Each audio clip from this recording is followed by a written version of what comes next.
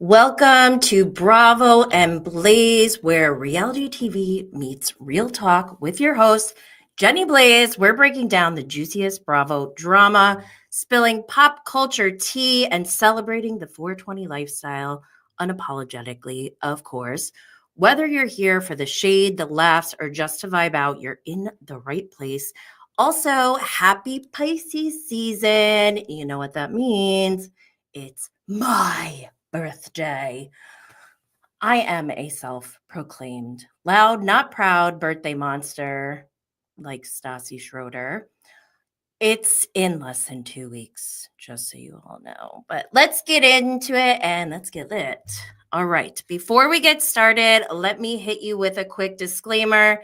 This podcast is for entertainment purposes only. We're not here to harm, bully, or spread negativity. Everything discussed is alleged. As always, I hate that I have to say this, but please do not take anything I say as gospel. I am not a journalist, nor do I claim to be one. Nothing here is fact checked because, again, this is all for entertainment. Be cool, not all like uncool.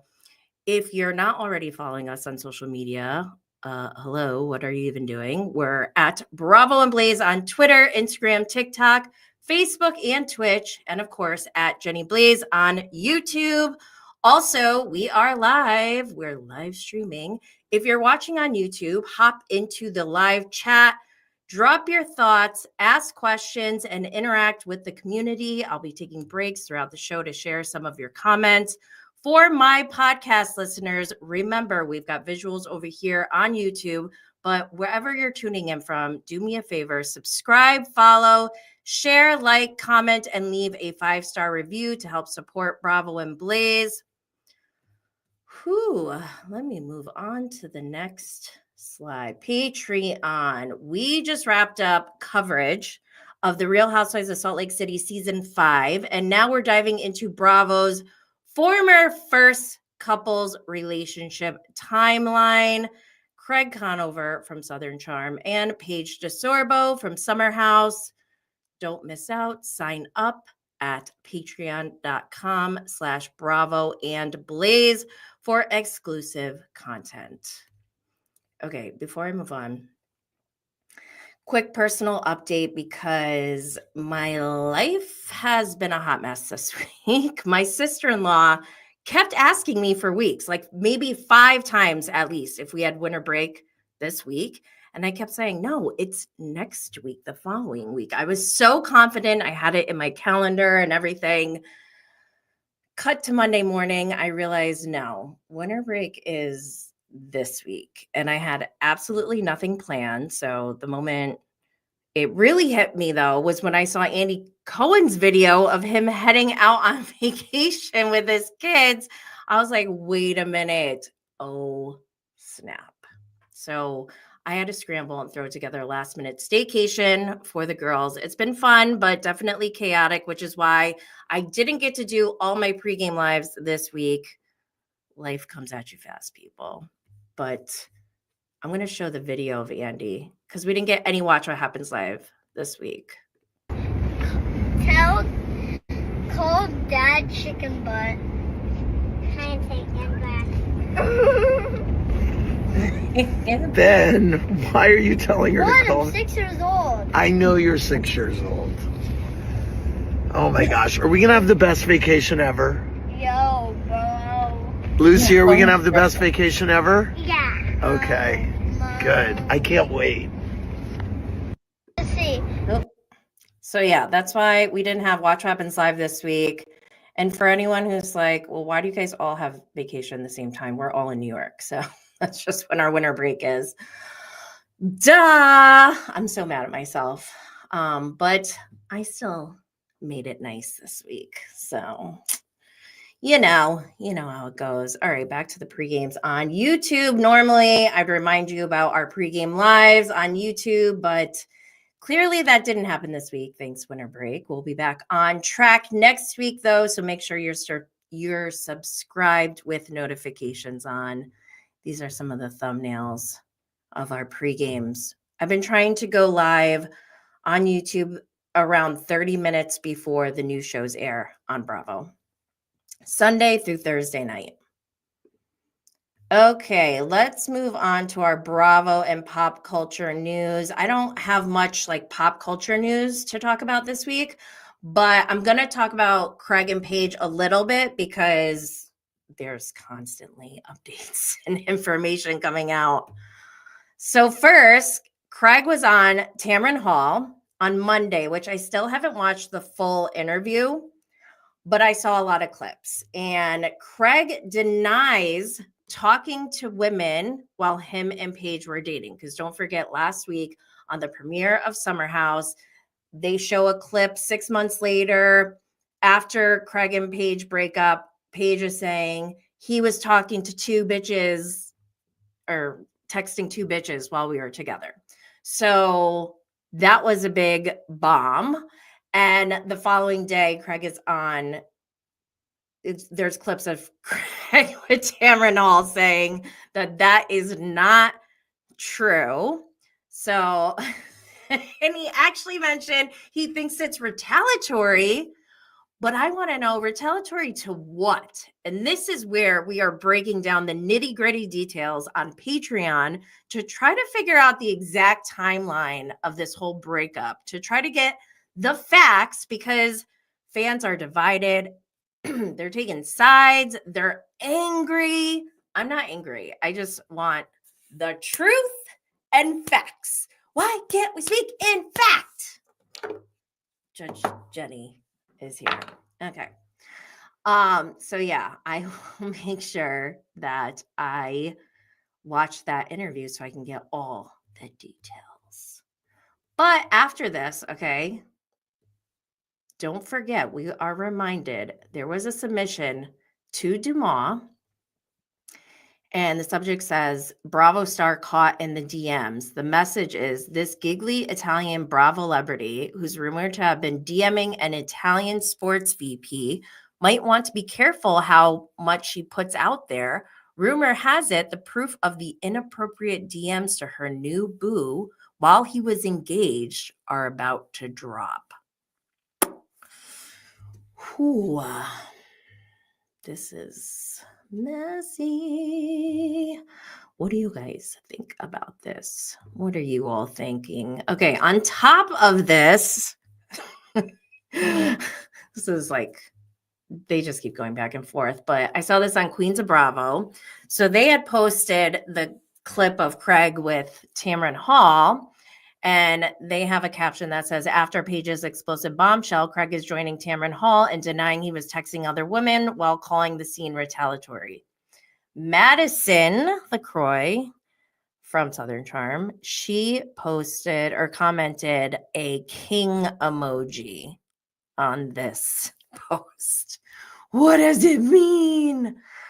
I think we know what it means. I think people are taking sides. This may be a showdown, literally a showdown between the Summer House cast versus the Southern Charm cast. BravoCon could not come sooner. I can't wait. Okay, let's move forward. We have a lot to cover. We're moving into the lineup. So first on Sunday, we had the Real Housewives of Potomac, season 9, episode 18, the reunion, part 1. The season 9 reunion The season 9 reunion begins with a surprise as the ladies learn that the Grand Dame will not be in attendance, but not completely absent either. Wendy expresses her disappointment with Karen's lack of accountability this season. Ashley, Mia, and Stacey reveal the statuses of their divorces. Jazzy and Stacey confront Mia about her shocking behavior during her off-camera birthday in Miami. Okay, so I did some polls before the episode aired, the reunion part 1. I asked you all if you were excited. 76% of you were all excited. I also asked, who do you prefer, Ashley Darby or Ashton of Pussy? 77% prefer Ashley Darby over Ashton. I thought that was going to be totally opposite. But okay, so Karen's video. Oh, Karen. Also, why were there two separate videos? I'm like a little confused. They have one of her like with this fur hat and she's crying, and then there's another one where she's still subtly throwing shade, but like with glam. I was very confused. Maybe she did the video with glam before she went into rehab, and then after, I don't know. Somebody help me figure this out because it's kind of confusing. But the funny part, not funny, this was messed up, I think. And this is why, like, I can't forgive Karen Huger yet. She has not humbled herself at all. She's still throwing shade at people. Wendy was so nice to Karen all season, and she didn't mention Wendy at all in her video. When she goes down the line of thanking people, she thanked Giselle, she thanked Candace, she thanked Andy Cohen, but there was no thank you to Wendy. Wendy's like over it. I'm still not sure who Jazzy is. Can someone, who is Jazzy? Like, why are we supposed to know? Did I drop the ball? Like, was I not paying attention? Or is this production's fault? Because I feel like I'm not the only one who's confused by this person. But I don't know. I'm not like feeling this season that much. Also, at the end, they show Mia walking out, like crying, saying she's not coming back, she's leaving. And I said, I had a feeling when we went through all of the reunion pictures, I was like, this is weird that Mia's the only one whose picture is of her sitting down. And I think that's because they take their full look pictures at the end. And they take like cast pictures. Do we see a cast picture? We probably will after it's over, after it's like confirmed that Mia does not come back.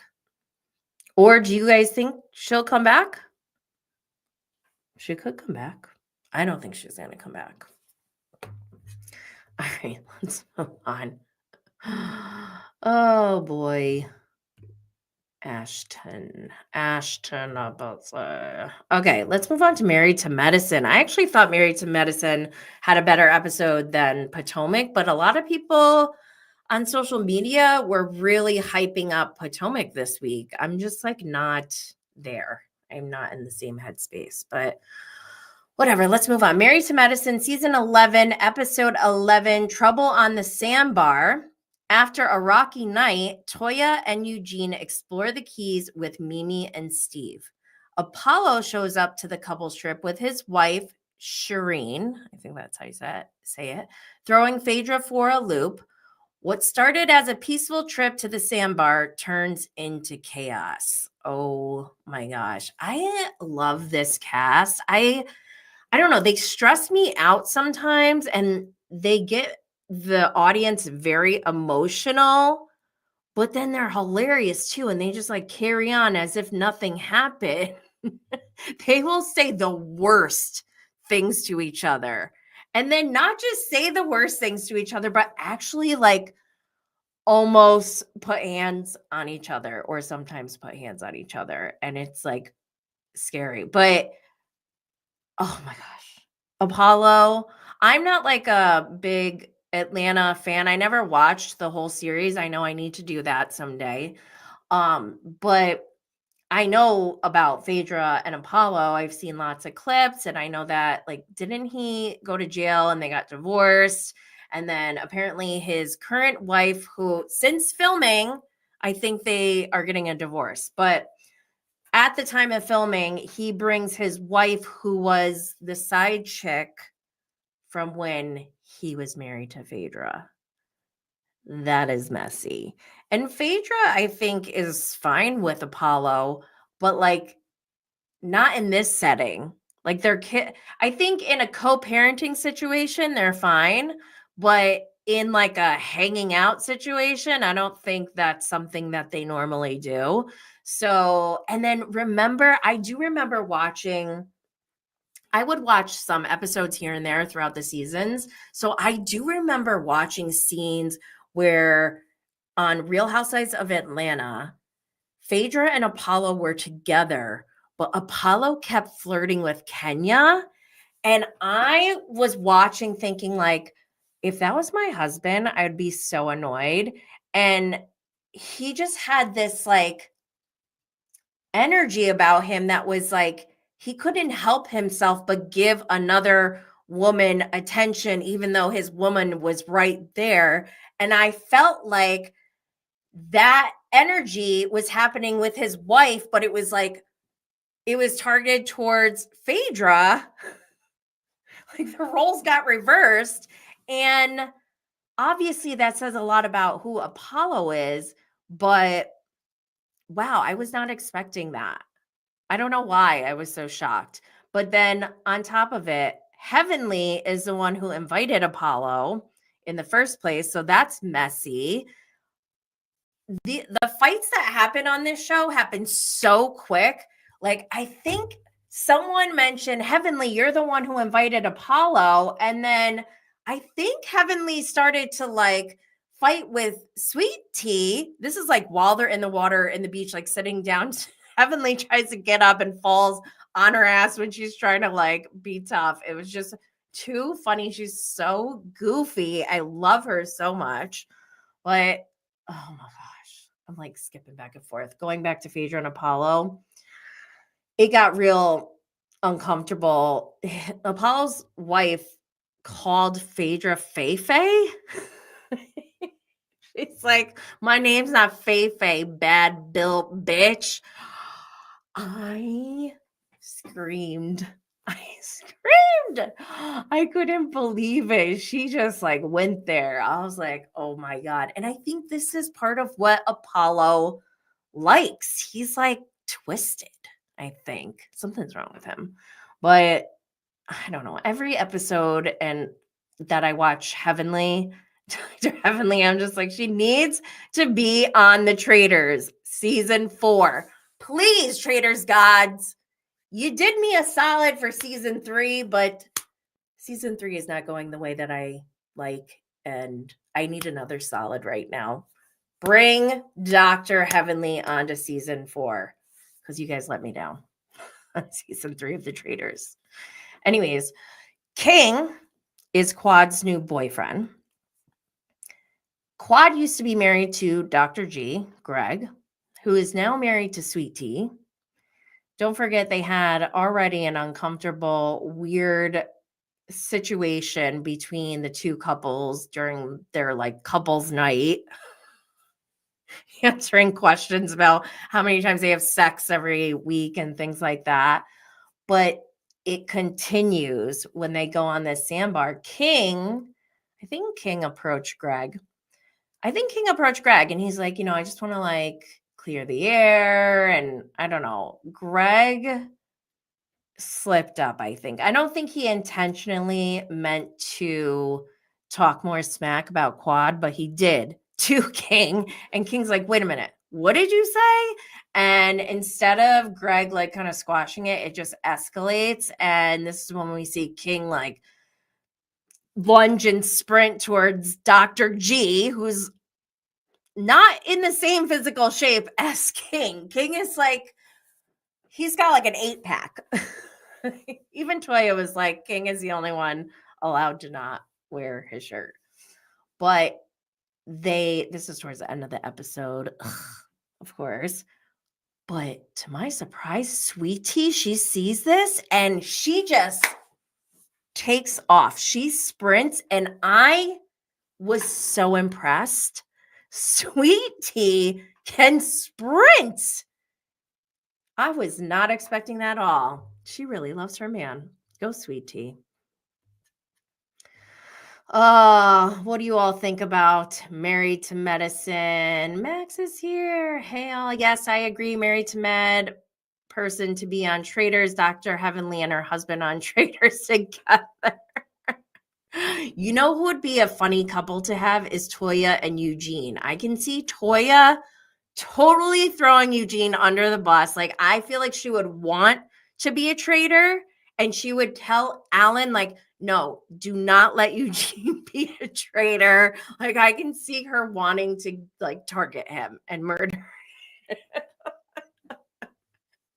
Oh my gosh. I think every cast should play the traitors. It should just be required. Yeah. Toya and her purse. That's all she needs in the turret. Toya and her Hermes, her mini Birkin that she loves, that she's made her entire personality, according to her son, who is going to grow up to have the best shade of all time because he's already funny and he's a child. But okay, let's move on. For anyone interested in more of Married to Medicine content, I interviewed Dr. Contessa Metcalf and Dr. Simone Whitaker or Whitmore. Why did I say Whitaker? Whitmore. You can check those out. I have the links in the show notes. All right, let's move on to Below Deck Down Under. Season 3, Episode 3, Walking on Eggshells. Harry makes his move with Brianna, but just as sparks begin to fly, he suffers an injury. Wien ignites tension within the ranks when he oversteps Laura's department. Things heat up in the galley as Anthony contemplates leaving his position. Yeah, so for this episode actually wasn't terrible. I haven't been loving Below Deck Down Under, but it got a little bit more interesting, mostly because Anthony, the sous chef, he basically gets a new job because he doesn't like working with Serena, the chef, which I don't really feel like I would like working with her either, but they're not even done with the second charter. That's like, that demonstrates that he's not willing to go out of his comfort zone or even make an attempt to try to make it work. That's not a good look, in my opinion. So, spoiler alert, if you don't want to know what happened, you can leave, but you can leave. Meredith Marks. But he winds up getting a new job, and then he tells Zarina, he's like, yeah, I'll finish out this charter, and then after like the next charter, I'll be gone or whatever. She goes and tells the captain, and captain brings major Meredith Marks vibes. He's like, okay, he's pretty like rational, I think, when he's talking to Zarina. He's like, all right, let me get the facts. Like, okay, so he went and got a new job. He's disrespecting you. He's blah, blah, blah. He's like, all right. And he just goes and he's like, basically, you can leave. You can leave now. You're gone. And I love that about Captain Jason. He did the same with the bosun, I think, last season, the one who got drunk and was being inappropriate with a female stew. I think she was a stew. And he just went in, like, ripped that guy out of his bed. Did he kick down the door? I think he locked it or something. I think Captain Jason may have kicked down the door and kicked this guy out. Like, he is not messing around when he gets to that point. That was kind of cool. I like that about him. But also Harry's so tall and lanky. He's like such a darling. Darling, I feel like, is a good way to describe him. He's like sweet. I don't know, like a big baby kind of. He was so excited that he made out with a model, Brianna, and I don't know how long that's going to last or if he's even going to be around because his thumbnail came off and it was so gross, but also he does not have a high tolerance for pain, clearly. He kind of, I mean, it looked bad. I would have just went to the hospital. Like, he stayed up all night and was all upset about his thumb. I'm sure it was painful, but I would have just went to the hospital at that point. Like, why sit there and try to deal with it? But yeah, so that could change a lot. I don't know. Will he get fired if something's broken, or if your thumbnail falls off? Like, are you not fired? What are the rules? I don't know, but not a bad episode this week.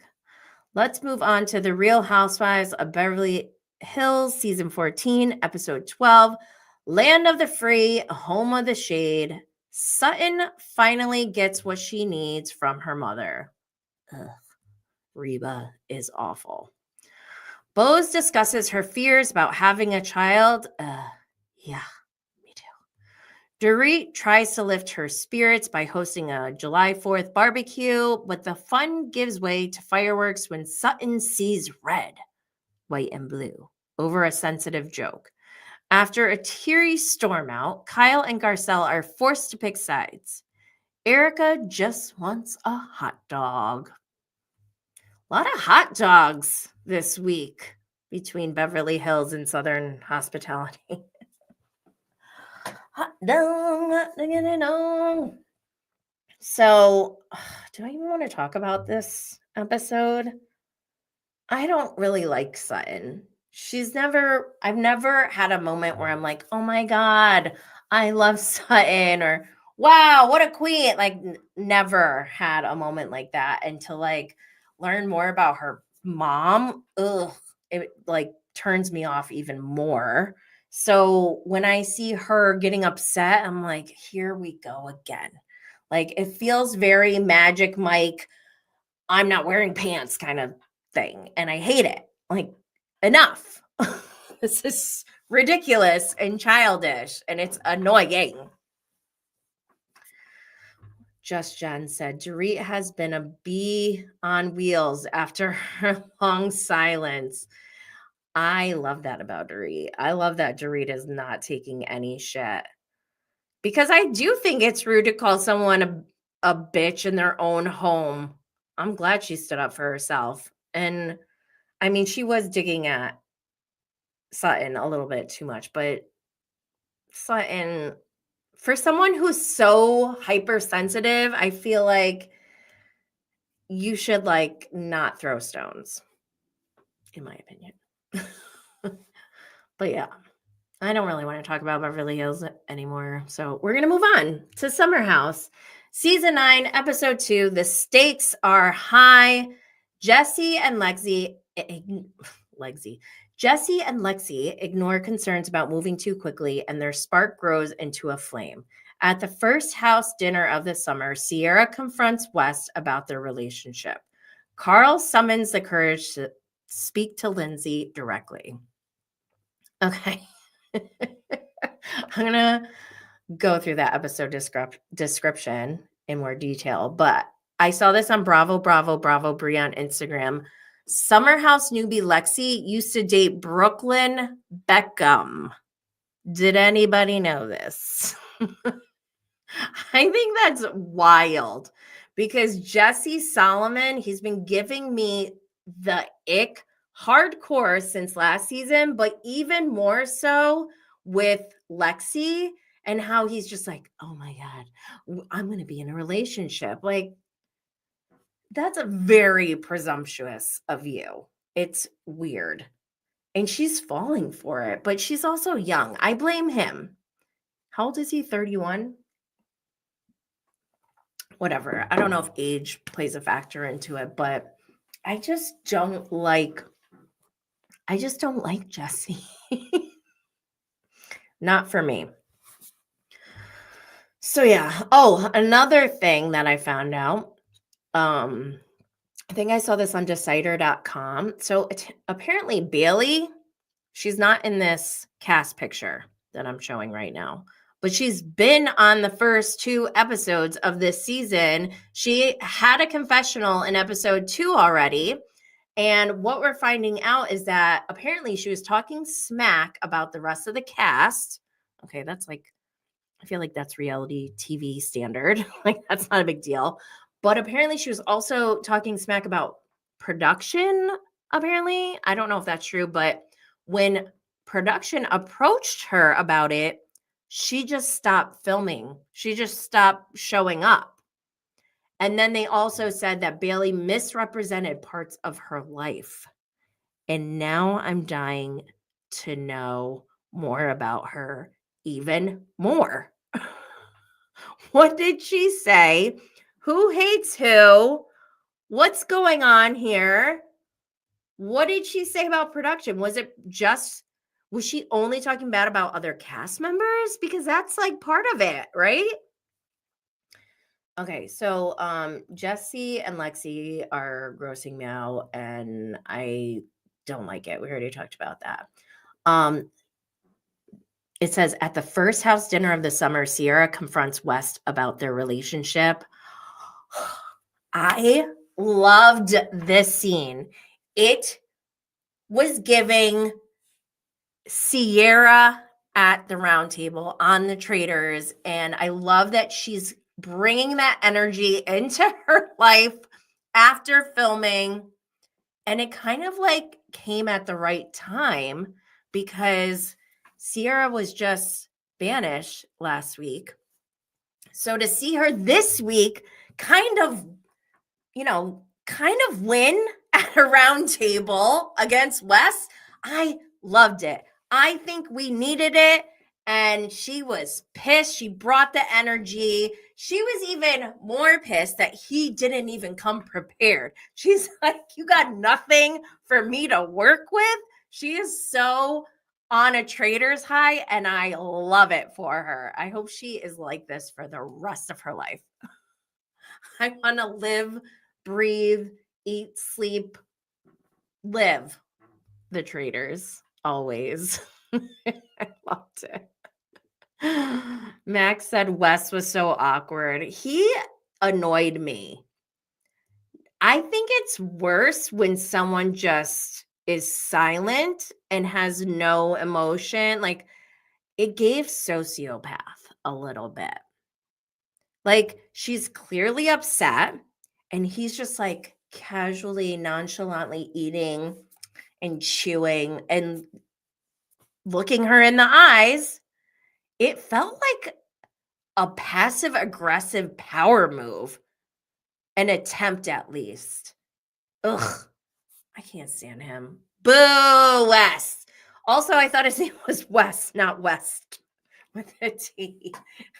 Are we sure his name is West? Okay, whatever. Let's move on to, oh my God, Southern Charm.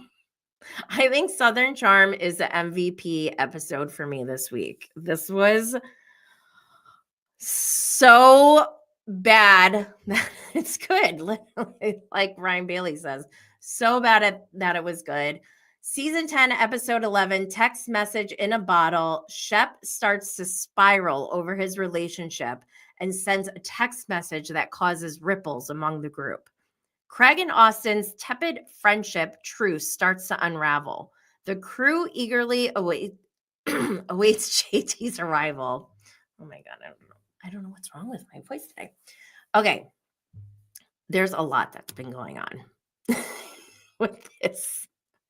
So there was a clip release where Shep on the after show, I guess, was saying like, Sienna said that she was so excited for us to come and she was going to have the tourism board, like, I don't know, something. She was going to meet with the board of tourism and I don't know, they were going to have a coronation of their relationship. I'm like, what the hell is he talking about? I did a poll. Do we believe Shep? And I was shocked when I saw that 30% believe Shep. I don't think so. 70% said, no, we do not believe Shep. So in the comments of this post on Bravo, I wrote, we need to hear from Sienna. Sienna replies to my comment and said, I agree. So I'm like, oh my God, yes, I knew it. My hunch. I am a witch. I am a witch. So this is when we get some receipts. All right, so you guys didn't like the idea of me going live, which is fine. So I'll just start with part one. So Shep and I did meet on Raya, and at the time, his profile, it just made him look like a southern boy who liked to fish. And he messaged me and he was like, oh, you're from the Bahamas. Like, I always go to the Bahamas. I love the Bahamas. And then I was like, oh, like, he's cute or whatever. And that's how we met. And then he followed me on Instagram, and we started talking on Instagram, and that's kind of how things started. But yeah, that's how we met. And I want to first start by dispelling this whole me reaching out to Whitney on Raya thing, because that was super off the wall. Whitney direct requested me. So if on a dating app, if you have your regular connections that you can either like connect or reject, he wasn't even a connection of mine. He direct requested me and said, hi, how are you? And I answered, I'm good, how are you? That is the extent of the communication I had with Whitney. First of all. Second of all, when I eventually made it up to Charleston and I did meet him, I did not recognize him, nor did I even remember that we had matched or had a conversation before. It was Shep who said, oh, Whitney says that he matched with you on Raya. And then I looked on my messages and I was like, oh, he's a catfish, because he looks nothing like this in real life. So yeah, that is how we met. And that is, first me dispelling this whole thing with me reaching out to Whitney to be on the show or whatever. That is totally untrue. What do you all think about that? There's another part. By the way, Sienna posted this on her TikTok, and I got this from Bravo by Gaze. So there's a part two. If you want the receipts, here's the receipts. I am not a liar. If I messaged him first, I would say I messaged him first. That was not the case. He direct requested me. I hope I don't get in trouble for this. He direct requested me. March 20th, 2023. Hi, how are you? I'm good, how are you? That was the extent of the communication we had. I did not know who he was. When I met him, I did not recognize him. And to be quite honest, I didn't even know he was a producer of Southern Charm, because I didn't find out about the show until after Shep and I were already in conversation. What do we all think about this? Okay, I'm going to share my tweets because that is the easiest way for me to walk through this episode. Hold on, here we go. Uh-oh, is it working? Yes, it's working. Okay. Sorry, I'm scrolling through. Oh my God, one thing I need to say. Did anyone else get that cringy feeling and vibe and energy from Shep when he's telling Sienna he loves her? It reminded me of Landon telling Shep that maybe she loves him. And I cannot shake this. It's all I can think of now. Maybe I love you. So his text, oh my God. He reads his text to Austin, who is mortified. Austin said that Sienna faked a stomach ache so she could go home the night before. And they showed a little flashback or whatever. Then Shep proceeds to read his text to Sienna again to Craig while Austin comes down. Oh my God, their faces, they're cringing so bad. I was dying. But hold on, I need to go to... I'm skipping ahead because I need to go to So Bad It's Good with Ryan Bailey. This is Shep's text to Sienna. Good morning, Sienna. Listen, I love seeing you and no one else. No one. But I'm not going to try to convince someone they love me for 3 days, especially when I know deep down they do. Cuckoo! Here's hoping you understand my feelings and exalt them. Not exalt, Shep. Come on. I just don't feel this way ever. Oh my God. Okay. I will try to get through this. I know that you agree. Wow. Okay. You know, Shep, and feel a lot of what I do because I've heard it from your perfect little freckled lips. Oh my God. I can't even read this. It's so. And those around us can say and think what they will, but we will have the last laugh and we'll have love, laughter, and everything that matters. Okay, my TED Talk is over. Wait, is this a whole thing? I thought he said something about being the most rarest thing ever. I'm just taking Ryan's post as Bible right now. I don't know for sure. Oh, Shep. Actually, I'll read it. Good morning, Sienna. Listen, I love seeing you, and no one else makes me feel the way you do. No one. But I'm not going to try to convince someone that they need to love me for 3 days, especially when I know deep down they do.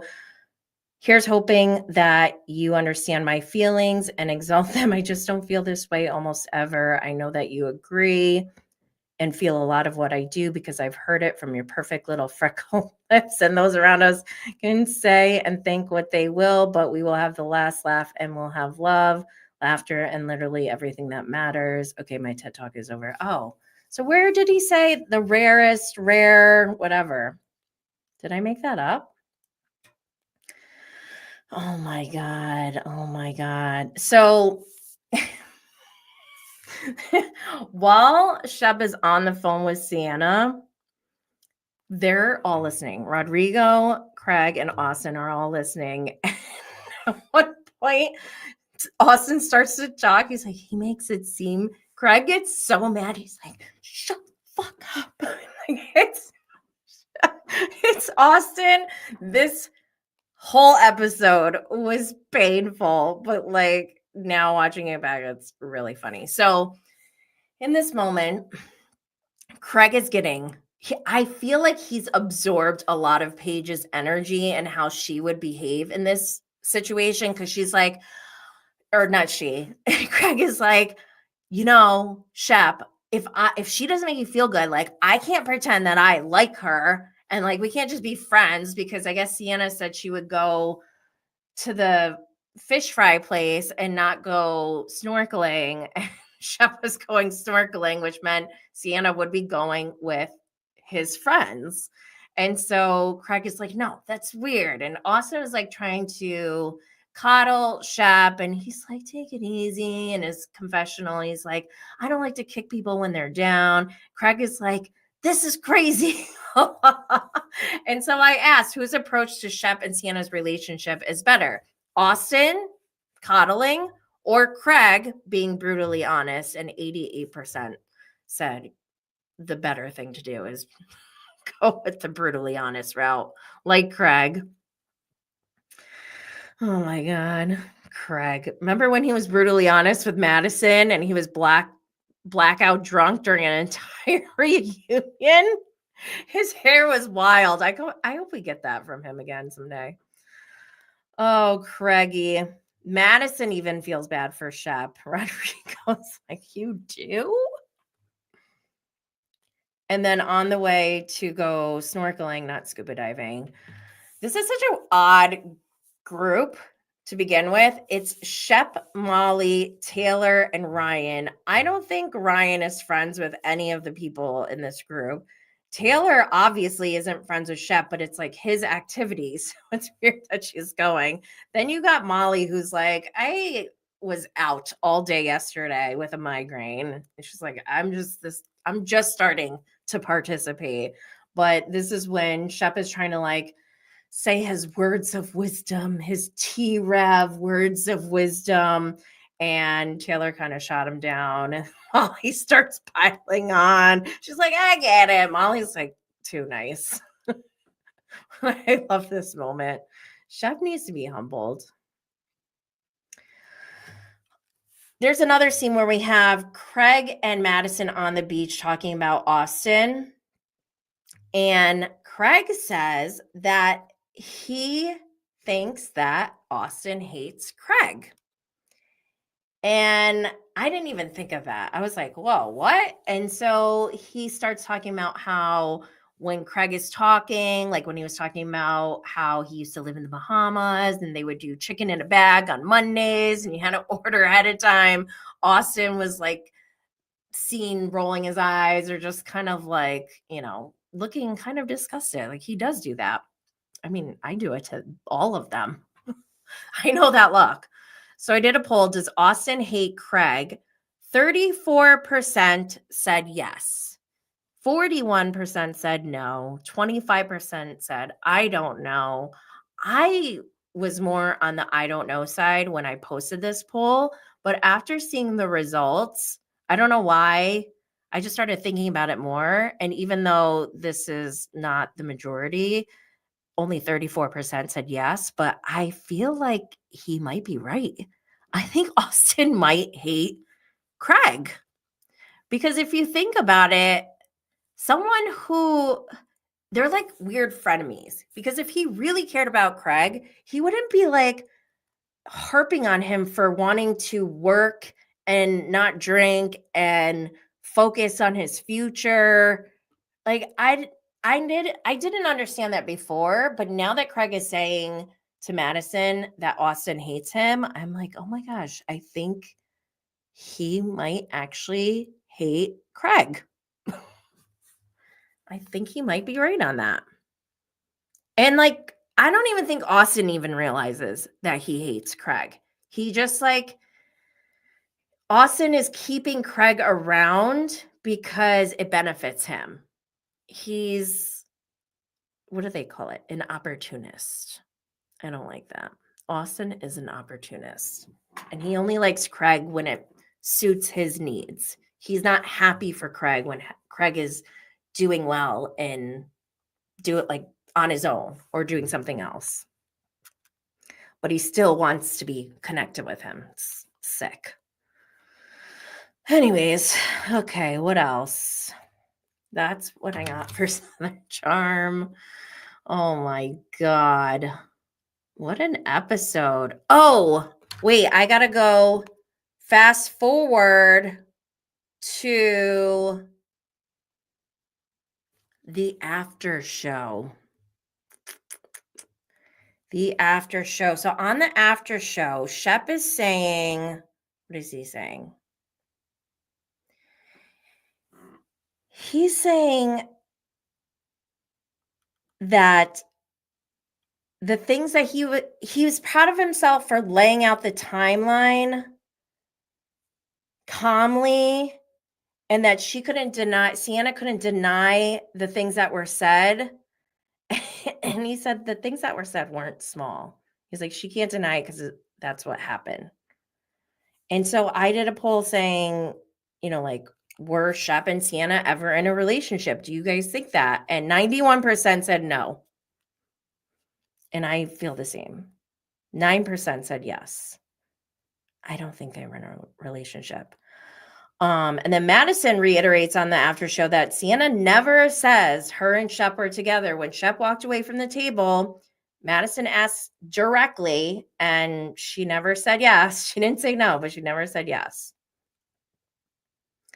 So also on the after show, Shep claims Sienna told him she was going to stay with him when he was visiting the Bahamas just 2 weeks earlier. And I need to know if that's true and what happened in between that time. Why is he saying that? So there's more to this story. Also, at the end of the night, Shep tried to kiss Sienna. He said smooch. Ugh. But she declined. I need to know what happened. Love is so funny. She's like, Shep was visualizing his diverse babies on the beach. I was dying. But then producers show a clip of Shep from season 2 saying, if I'm Whitney's age, still running around like Whitney, you can stick a fork in me. I will not be in my mid-40s trying to hook up with girls. Really, Shep? I don't think so. You are doing exactly that. Oh boy. Max said, I thought she was a fan of the show. Yeah, we got to find that out, Max. Was she a fan of the show? Did she say that on camera? There's more to this story, but let's move on to Southern Hospitality. Season 3, episode 8, Wieners and Losers. TJ's anxiety mounts as he tries to impress Leva by hosting a Sir Wieners launch at Republic. Lake introduces an old flame, which opens new wounds. While Emmy and Will have a moment apiece, Joe and Maddie's honeymoon phase faces some challenges. Oh my God, there's a lot going on here. Congratulations to TJ for the launch of Sir Wieners. We love that for him. Lake, I love that Lake had her friend. I guess she has this, like, she calls this girl her best friend, but then also they've been intimate together and they're still intimate. They've known each other since they were in high school. Don't forget, Lake is still very young. They said they've known each other since they were like 16 or 17. And now Lake is what, 21? So I'm confused because she was hooking up with Brad in Vegas. And then she's like, oh, I'm done with that. I don't know what happened there. Like, we need more information. Last episode, they were like hot and heavy. This episode, she's got like a girlfriend. So what's going on? And also, does this girlfriend, like, are they just like comfortable with like polyamorous love or something? Does she know that Lake is hooking up with other people? Like, do they have a mutual understanding? I just want to know the logistics. I don't want to judge, like, I love this for them. The way that they describe their relationship sounds so beautiful. I'm like, oh my God, I love this. So I want to know more. Emmy and Will are talking, and they are convinced that the rumors about Will cheating on Emmy are coming from a bully who wants to put out these rumors about Will because they're in a competitive environment where this gives the bully an upper hand at getting more jobs or whatever it is that this benefits them for. And I just want to know who believes that. I need receipts. I'm kind of hating that Austin just like dropped this big bomb and has no receipts. Don't come on as a newbie, drop the hugest bomb and have absolutely zero receipts, but still say it with your whole chest. I'm just going to need a little bit more. Do I believe it's possible? I don't want to believe that it's possible, but I think it is possible. I don't know, though. I have no idea. So I want to know. Oh, boy. Max said, more Lake. What else? Oh, my God. Joe and Matt. Joe is like scaring me.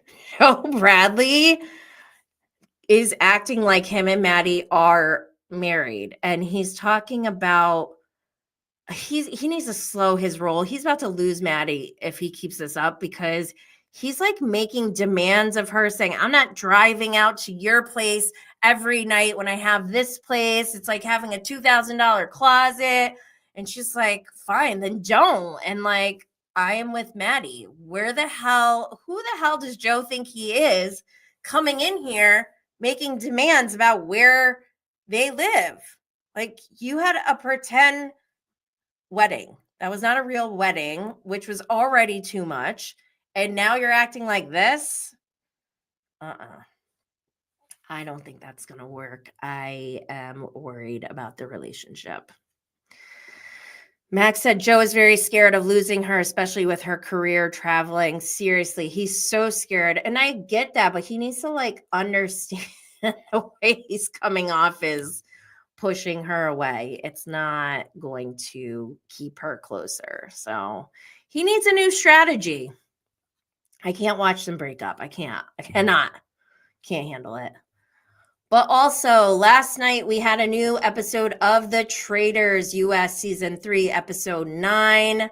And don't forget, we're covering The Traitors on Banished by Blaze. We'll cover the next episode after Tuesday's postmortem show is released on YouTube. Last time we did Banished by Blaze before the postmortem show. We're going to wait this week. So check back on maybe Wednesday. And also follow us on Instagram at Banish by Blaze. Banish by Blaze is available on Apple Podcasts and YouTube. What else? Is that it? I think that's it for today. I also have, I don't want to jinx it. I don't like making an announcement about these types of things until after I record, but I do have a bonus episode that I'm recording today, if all goes well. So keep your eye out for bonus episodes. Again, make sure you subscribe, follow, share, like, leave a comment, and 5-star rating for Bravo and Blaze on YouTube and wherever you get your podcasts. Don't forget to follow on social media at Bravo and Blaze. Until next time, stay lit, y'all.